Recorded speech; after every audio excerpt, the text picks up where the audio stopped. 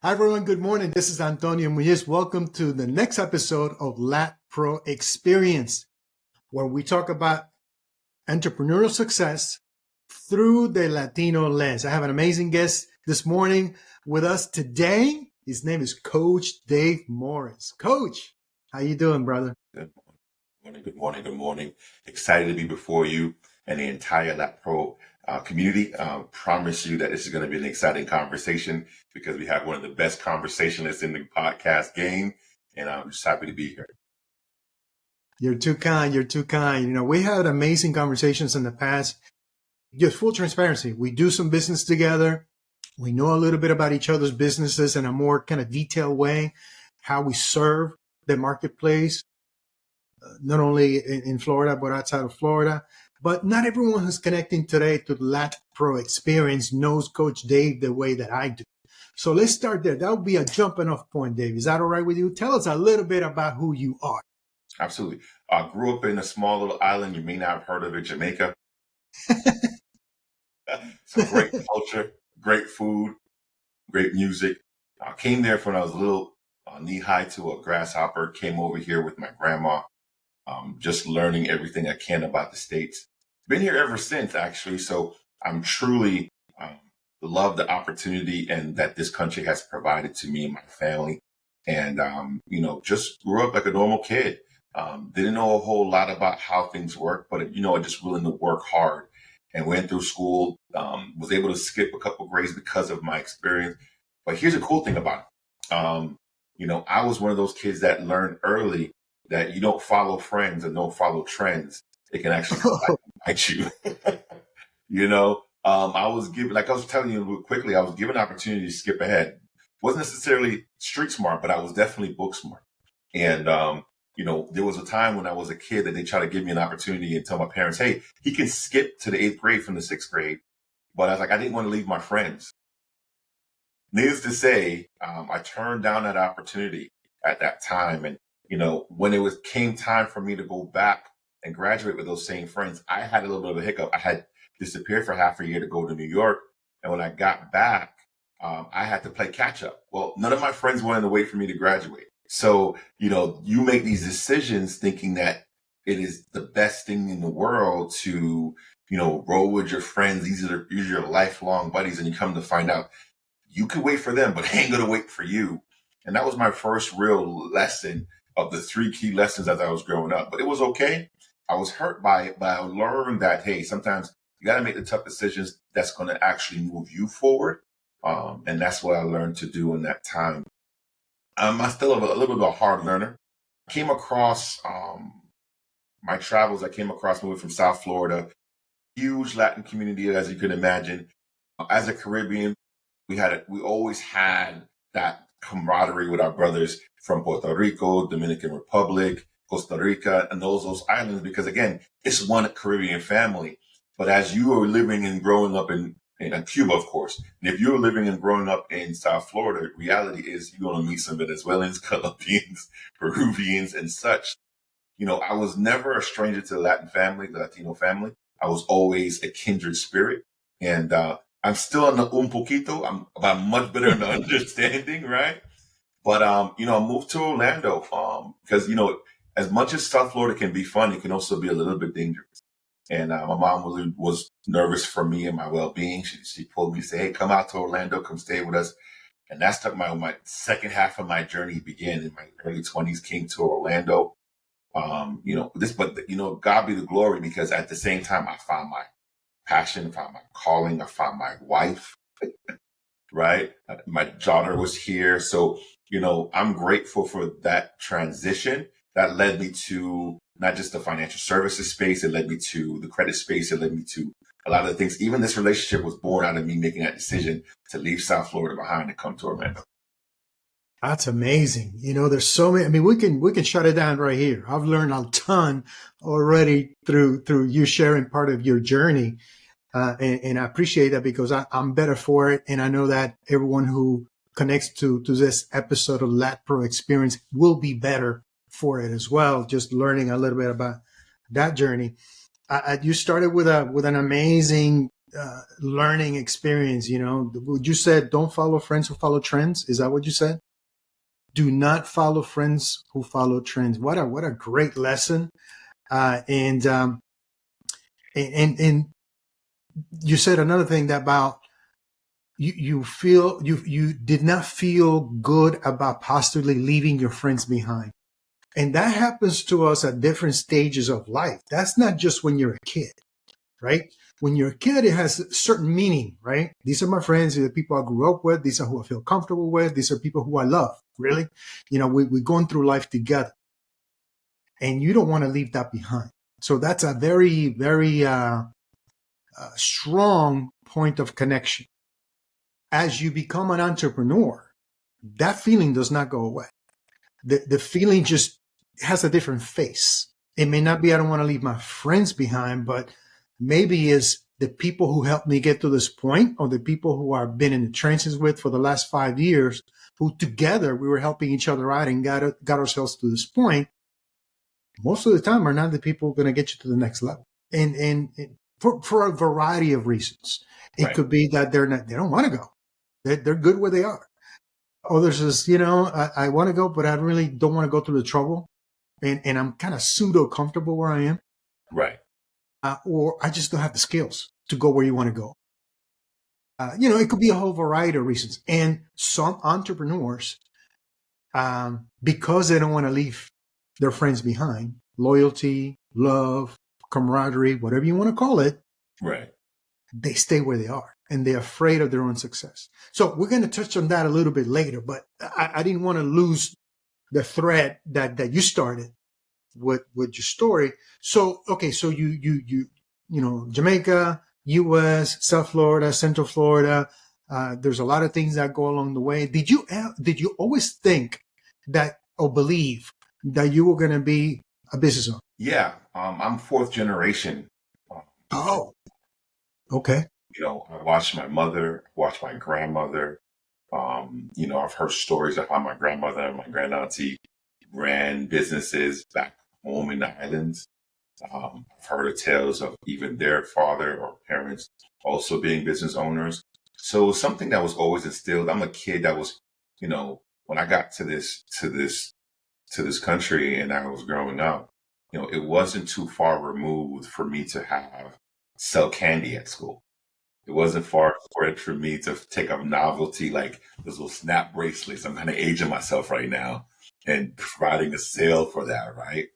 There used to be something called pencil battles, right? I used to provide the pencils for the battles, right? There was always something in which I can be able to profit. I was unafraid to go wash a dish or go wash a car for some compensation. Like that was all around me.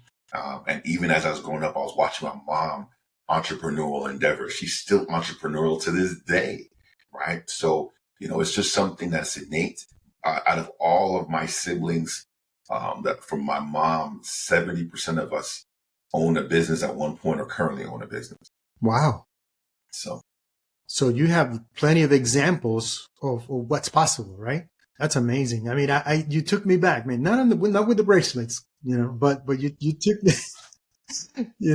I went to a small parochial school in Puerto Rico, and there was, there's never any money, so all the kids were always fundraising, and we need a new door. Everybody, let's pitch in. We need a new door.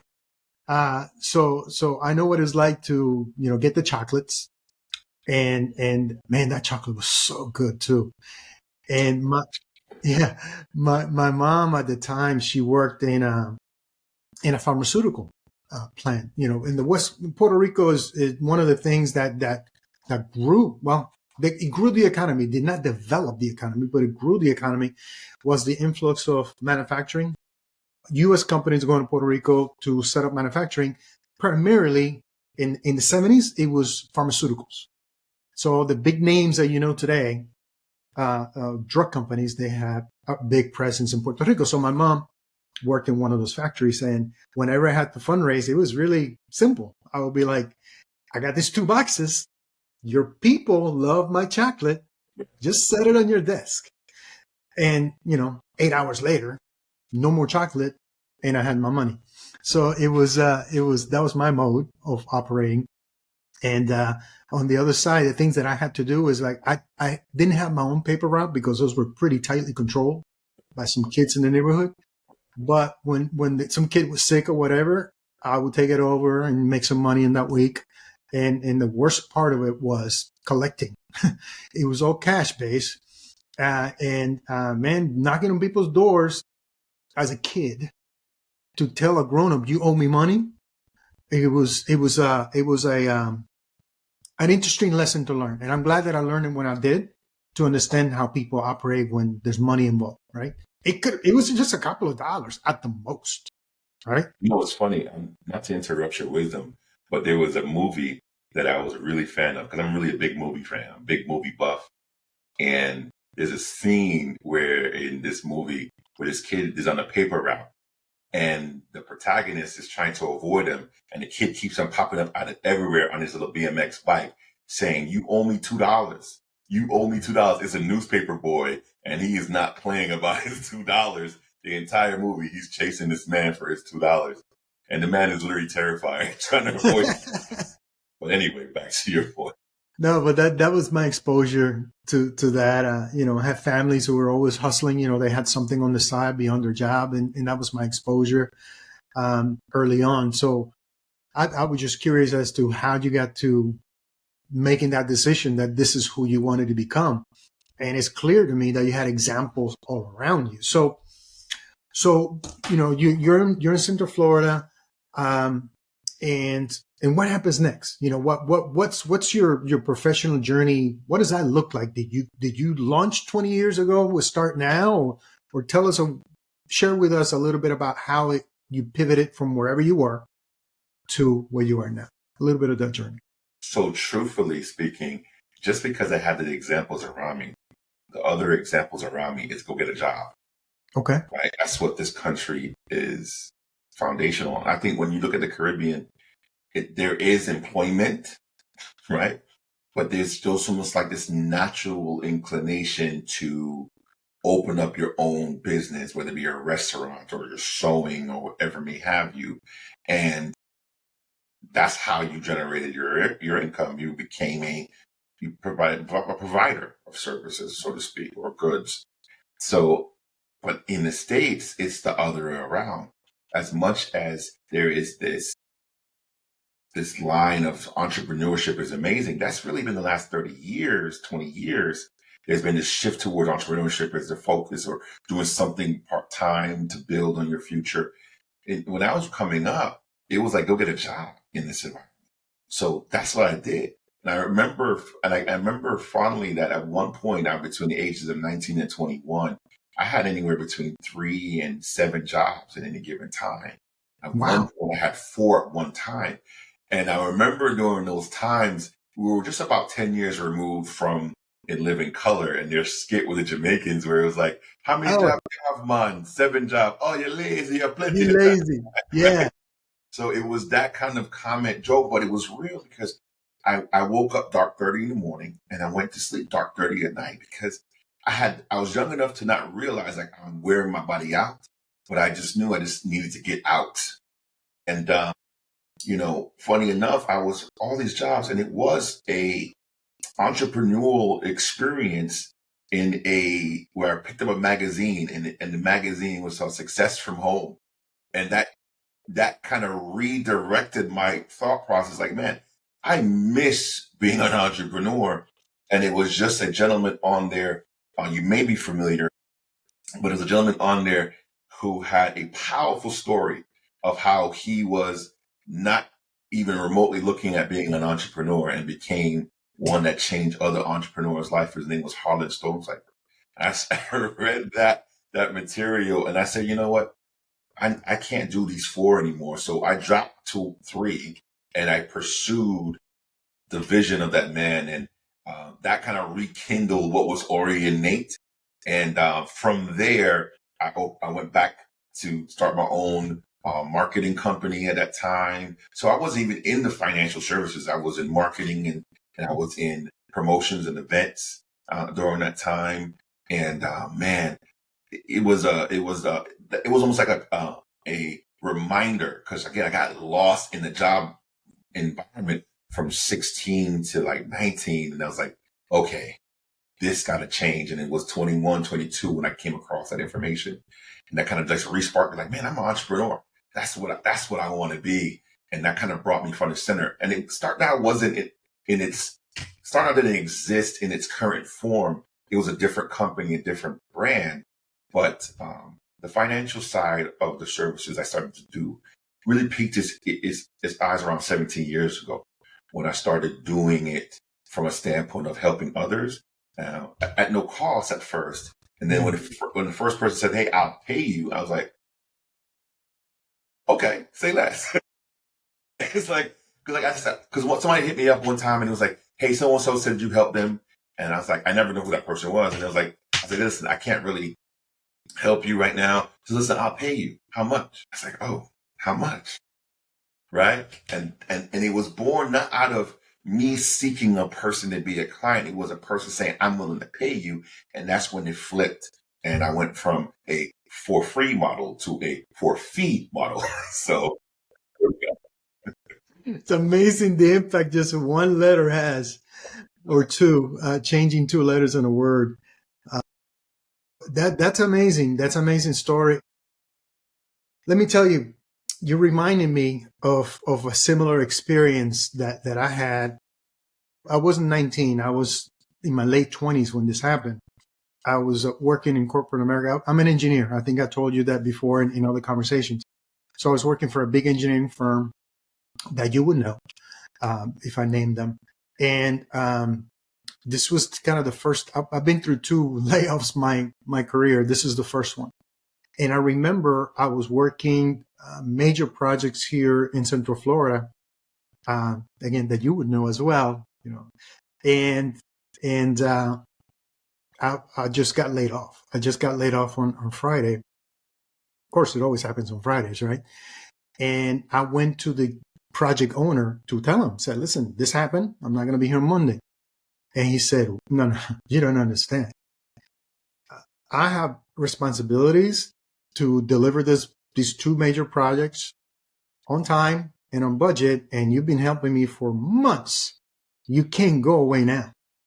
Your company charges me, listen to this, your company's charging me, or your former company is charging me $1,800 per day for you to be here and help me do this. How much will you charge me? Do you think I was ready to answer that? I was not. I was like, when you just said, I'll pay you, like, so here's my knee-jerk reaction. I said, well, just pay me $1,000 a day. And he goes, done. Send me an invoice. And I said, you're on Monday. So I'm driving from the job site to my house in Winter Springs. How do I do that? What's an invoice? How do I create one? This is 1998. Okay. So there's not like a proliferation of technology where everybody masters it and I'll do it from my phone. There was no, I'll do it from my phone. And I'm like, how do I do this? How do I type this thing up so it looks kind of legit? And I wonder if he was really going to pay me. Well, sure enough, I got paid weekly. So the lesson for me there was always be prepared. Always. You don't get ready. You are ready for whatever. And the second thing, the biggest lesson, it was know your worth. If my company was getting paid $1,800 per day for my services, I wasn't getting paid $1,800 a day. I can tell you that right now. There was a humongous gap between what was built and what I was getting paid. And all of a sudden, this guy is telling me, you are worth. I mean, looking back, I could ask for $5,000 a day. He would have paid it because his urgency was there. But, talk about going from making, I think at the time I was making like $65,000 plus, incentives and things like that, to $365,000 over one conversation, So that clearly defined for me the need to know your worth in the marketplace. So that was a lesson. That was a kind of early lessons for me. So I didn't mean to kind of di- divert us from our thread. But so you're in the system, right? I call it the U.S. system. The U.S. system is designed to create employees, right? Employees, and you're like, okay, I'll play. I see a path there, but I want more. I was exposed to the other way, the different way. For some of us, the better way. Being a business owner, entrepreneur, etc. I'm playing in this space. I'm finding out that I need to hold 3-4 jobs to earn what I need to earn. But this magazine reminded you of this old model. So what happens next? So yeah, it's kind of like I said, it sparks to me, and to the point of what you're saying is like to your earlier point. If you stay ready, you don't have to get ready. So a lot of what you navigate at that time for me was like, okay, there is a better way. So I went full tilt into that better way. I got rid of one of the jobs. I went from 4 to 3, and I began to see success on my terms. And it didn't. It may not look like what others want success to be, but at that time, it was more belief checks versus big checks. It was showcasing that my time was worth an hour, whatever I deemed it to be. And that allowed me to begin to develop a sense of confidence and even went even more aggressively in that direction. And about a year later from that exposure, I was no longer working 4 jobs. I was working maybe 1 job full time, and I was working part time on my future. Because again, I had made enough money where it didn't quite replace the full time income, but it was 3 times. It was worth more than 3 other jobs at one time. For sure. So that allowed me to take that excess money and begin to open up my own marketing business. So I started to throw events, parties, things of that nature around that time. We launched a website that was an event-based website. I'll travel up and down. It was a lot of opportunities that began to arise from there.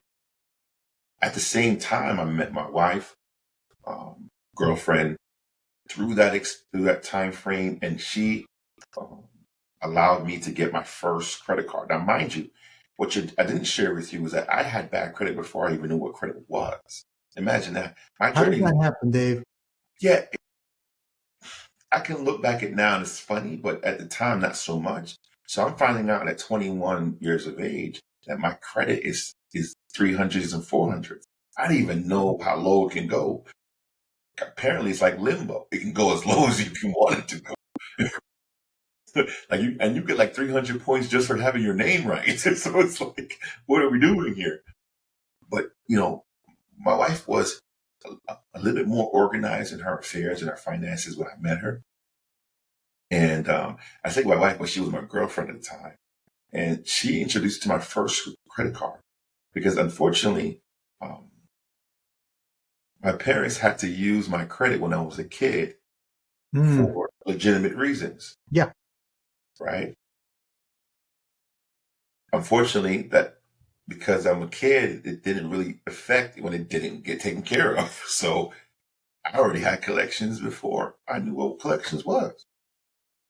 But in that process of trying to get back on track, because again, I didn't need it. I'm cash. Cash was king in that era. Those 10 years, cash was king. So as long as you made money, you can do what you had. Your debit card can get it all done. But as I started to have to need it, my wife got my first credit card, First Premier, $300 limit. First Premier, respectfully, is not necessarily is a great starter card, but there's some fees associated with it that you probably don't have to pay if you did the right things up front or fix it. So needless to say, I found a unique way at 22 to spend $500, $600 on a $300 card. You're a genius. It's like, but you know what? It wasn't all sunshine and rainbows. The reality was that they shut that bad boy down for non-payment. But I didn't have the experience of doing that at 18 like most people do, or 18 or 19. I had that experience at 21, 22, 23. Needless to say, my score continued to go back to the backwards. A year or so later, Again, debit's still king. Cash is still king. A year or so later, my wife got me a second car. Man, she's a solid lady, right? By this time, I've done proposed because I can't lose this one, right? She's making things happen, and she helped me. She helped me work through getting it fixed for the very first time, and man, that got me going because I'm an analytical. I'm a study kind of person, and through that process of learning, I became really like fixated. Now, there was no social media that was out there like that, Antonio. There wasn't no research. Remember how you said in '98 there was no like invoices for you to go do it on your phone? Well, there was not a lot of like unless you had to go to a Barnes and Nobles or a library to get a book on this information, right? It wasn't readily available, right? So I had to go and really look up this stuff and take the time and read through it and understand it, trial and error. But man, within a few years, I really got a hang of it. I really did. And I started helping other people, hey, my friend here, buddy here, people in the entertainment business who clearly was cash focused and not credit focused.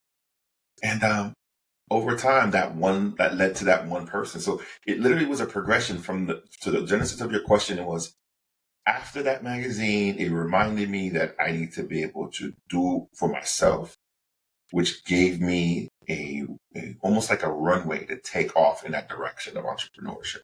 And through that time, I had to keep or maintain a job because, again, there's fluctuations as you learn how to be in business for yourself. But at the end of the day, it led me to this arena, led me to this field, and I've gotten really good at it. Wow. There's so many lessons here, man. So many great lessons that are worth kind of highlighting. From the belief that says, I want to achieve success on my own terms. From that belief, from the upbringing that you've had to developing that belief and saying, there's another way, I've seen it around me and that's who I am. I'm doing this because this is the model here. I got a job, and then I got jobs, plural.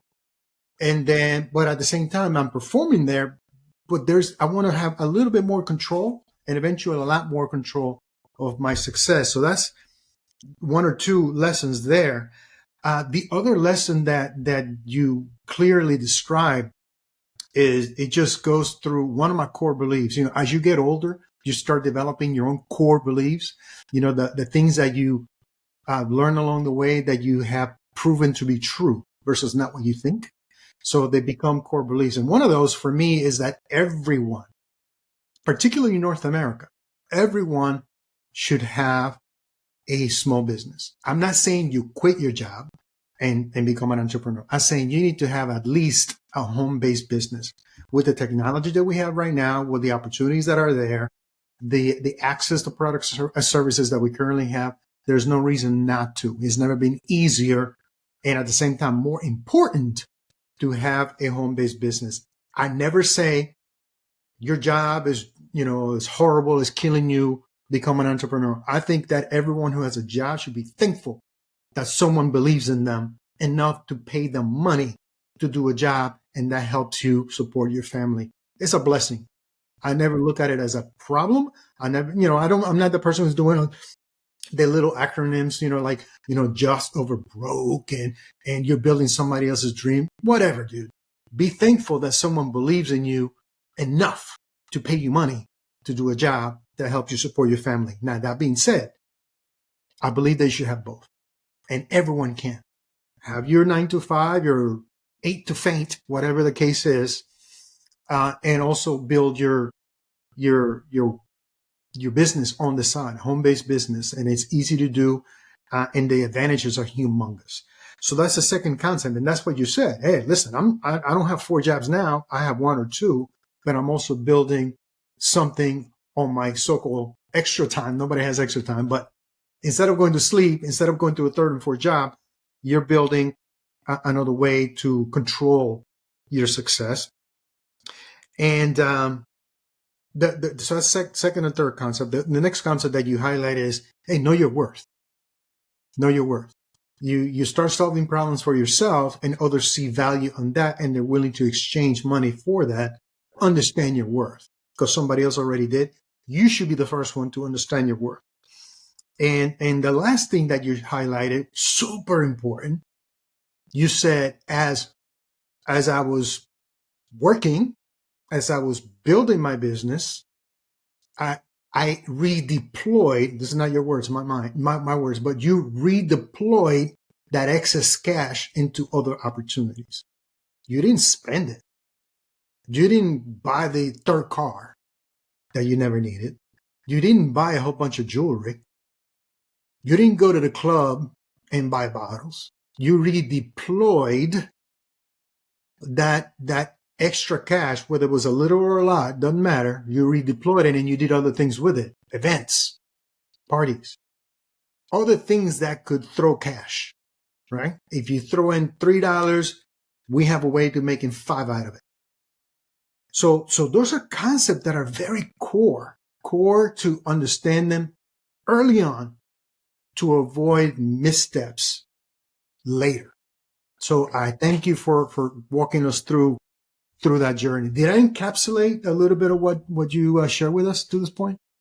Yeah, that was general, the concept, the whole premise of everything you just shared in that recap ultimately boils down to one of two things. Number one, at the end of the day, if you eat from the very crop in which you sustain your livelihood, you can find yourself having to constantly rebuild. So you have to be able to take a portion of that and find ways to generate more. And that's kind of that's the first premise. I never expected that extra money to be extra for me to go buy, frivolous things. I had to look from a standpoint like I want to grow. So either I poured into me directly, personal development, or I poured into opportunities that can yield or support what I'm doing. And the second part of it is it's a mentality. The mentality for long-term success is predicated on short-term planning in a sense that I knew that, hey, if I do X amount of effort this week, that in order for me to be able to continue to sustain it, I need to be very diligent at what I'm doing now. So I'll have an opportunity to be opportunistic in the future. Yeah, that's brilliant, man. That's brilliant. And that's the, again, the reason why we have this podcast is to share these kinds of learnings, man. This is a time machine.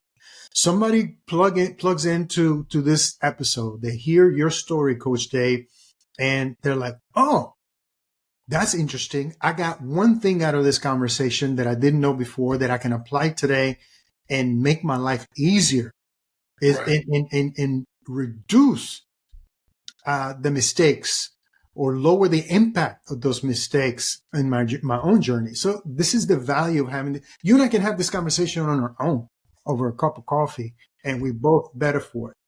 But we're trying to help a lot of people by having this, what's usually a private conversation. We're doing it publicly. And I thank you for being open to that and always, sharing the legit story, not the sugar-coated story. Right. So okay. You get to the point that you realize, man, I didn't know I had bad credit. I didn't know that was good credit. I just had credit. And I didn't realize how bad it was for a variety of reasons. It happens. Okay, so you're there now. You got a problem that you need to solve. How do you go about doing that? How do you know what to do? And truth be told, I don't. One of the conversations I had with a client just yesterday was sharing with him, there's really three things when a person is approaching doing kind of credit for themselves. There's what do I do? What do I say? What happens next? I began to crystallize those three components. At the time, I didn't know what to do. Thankfully, I had someone to guide me. My wife, Laureen, was the catalyst to help me know what to do. She helped guide what to say. And when we got replies or responses, she helped me navigate what comes next. So is that having someone with me helped me better understand what the initial process was. And it was seeing that made me want to understand, but why? Why did it happen this way? Why? Now I have the opportunity. At first, you don't really have a whole lot of capacity or bandwidth to try to figure out the why they're doing it in the midst of trying to figure out what to do. You just want to know what to do. So because she was there to help me piece together the what to say and what to expect next, I started to ask the whys. And in the journey of learning through the whys, I got a better grasp of what was going on. What prompts the bureaus to do what they do? What prompts, what's allowable? I stumbled across the laws associated with it. And I begin to get fascinated. Well, if you say this, this happens. If you say this, this happens. If they do this, this happens. That cause and effect start to come into play. And as I got more grasp more of the concepts, the more I understood, the more I test out, the more things I was able to grasp. And then that's what allowed me to get better at this craft. Trial and error and and you master things not just by, doing what's that adage they talk about? I'm more scared of a person that practice one punch 10,000 times, right?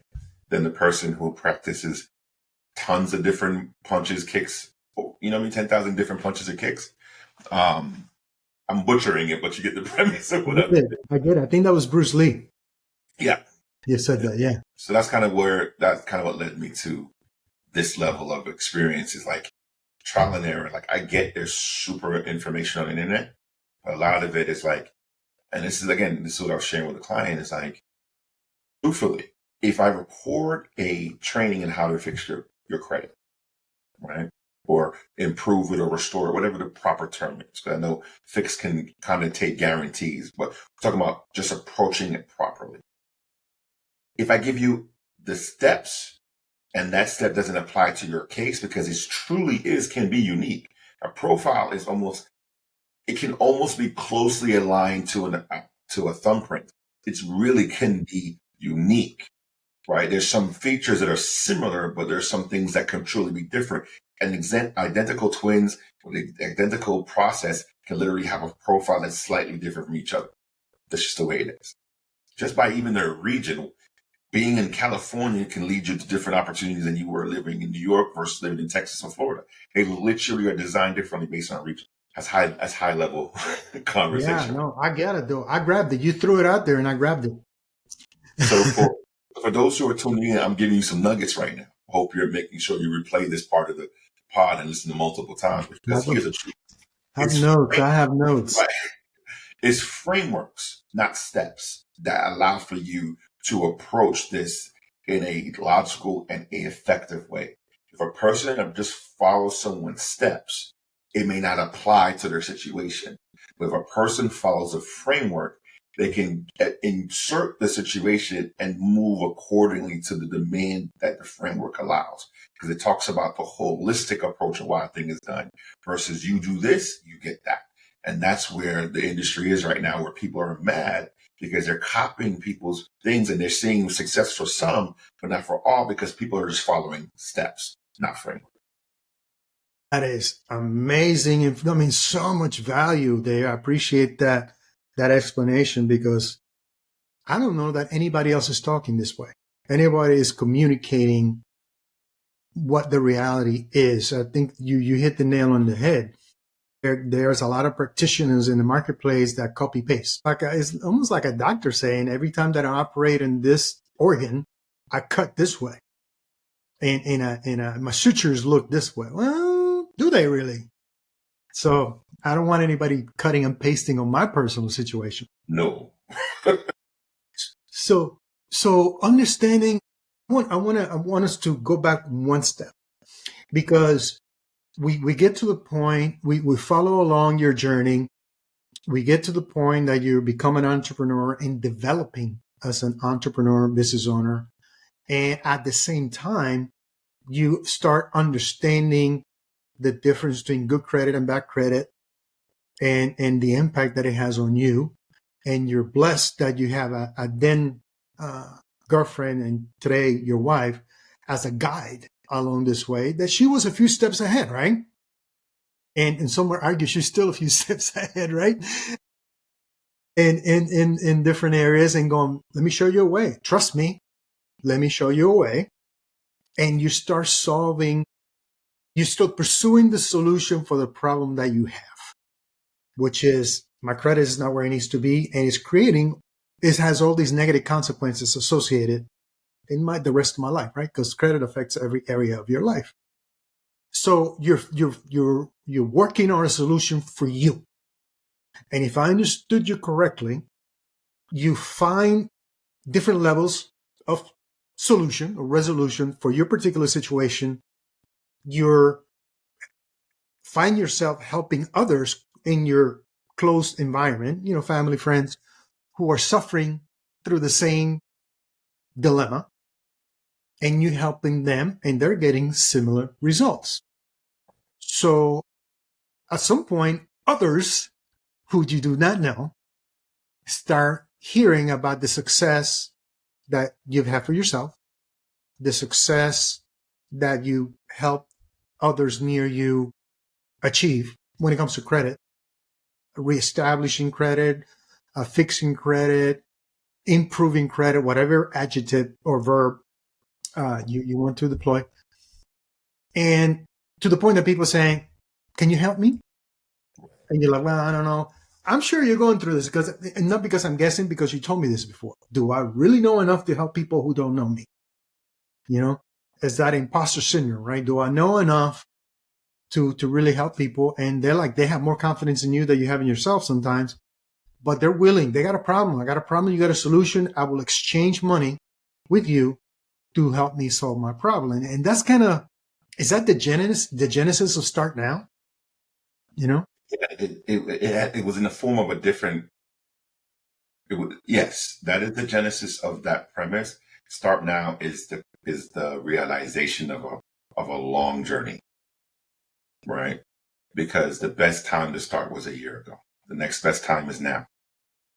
So to get to that point, you had to have gone through a few steps, and there was a different company at that time, but it was just John. That there was an idea that I need to become I need to learn as much as I can to be able to honor and do the right thing by the people that trust me to do it for them. And unlike you, nobody told me what the price, right? I didn't get that benefit of $1,800. I was just dropping almost half and you're with $1,000. Amen, hallelujah. For me, it was like, all right, just give me $50. Right? It was like no one gave me like what it's worth. So for a while, I was bargain hunting kind of pricing, right? But it gave me the reps. It gave me the level of skill, because I did so many at such a low end cost. People could say yes easily. And the results, good, bad, or indifferent, because not every time you hit out the park. But in that process, you're not going to complain. You just paid $50. That was it. It's like, right. So people were a little bit more, they gave me more latitude, more room to tweak and try different things. And through that, we really got down to some things that really started to work. And some of those things work, I would say some of those things work until this day, but I would be remiss, because the internet has exposed some of those very those techniques and things for the power of clicks and views, that the very companies watching the very videos that they're sharing with people to do, and they're changing their policies and changing the way they allow for it to happen. So literally, these internet people are made this business really difficult, not just because of the sheer amount of people that's involved in the space now, but because the internet people who have no business doing it are talking about it and then exposing the things that were working for years before they went on. Interesting. So this is not like a one data point or one inflection point. There was multiple things that happened from the time that you solved problems for yourself to the time that you started helping people for free, and to the time that you started charging people very little money for the amazing value you're providing them. So it's easy. I love that, man. It may sound like a bad idea in retrospect, But what a gift that you're able to make it easier for people to say yes to you. That gives you the repetitions, right? The reps, the ability to do more, to do those, that one punch 10,000 times, and you become lethal with it. Yep. And learn more every time you do them. So what happens next? Do you continue to do this on your own? You mentioned another company? What happened?